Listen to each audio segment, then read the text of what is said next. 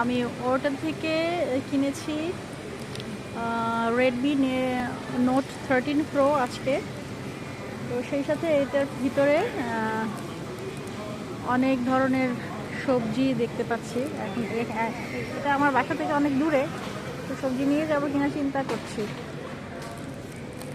একদম ফ্রেশ কিন্তু এগুলো। ব্রোকলি মাত্র 1.79, ভেরি ফ্রেশ।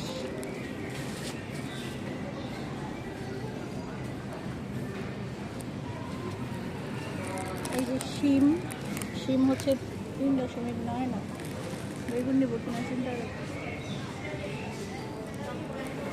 ডাটা, এটা হচ্ছে অ্যাসপারাগাস, দ্য লাঞ্চন। এই লেডি গেস্টে যে অ্যাসপারাগাস অর্ডার করছিল সেটা। অ্যাসপারাগাস খেতে কেমন দেখে একটু এটা কিনে।